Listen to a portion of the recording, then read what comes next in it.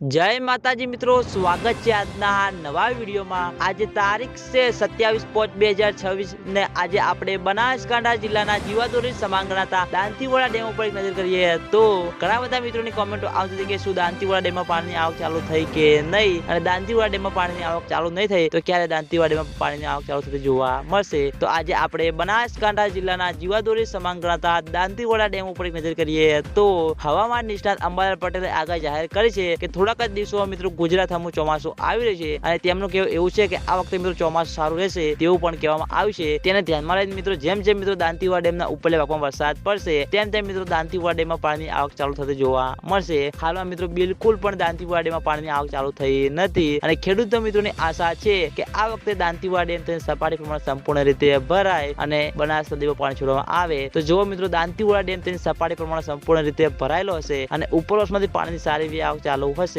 પછી મિત્રો દાંતીવાડા ડેમમાંથી બનાસ નદીમાં પાણી છોડવામાં આવશે। એ અમે તમને આ ચેનલ દ્વારા વિડીયો બનાવીને જાણ કરતા રહેશું, એટલે સૌથી પહેલા તમે બધા અમારી ચેનલ ઉપર નવા હોય તો વિડીયોને લાઈક કરી દેજો, કોમેન્ટ કરી દેજો અને ચેનલને સબસ્ક્રાઇબ કરવાનું ભૂલતા નહીં। તો મિત્રો, જય માતાજી।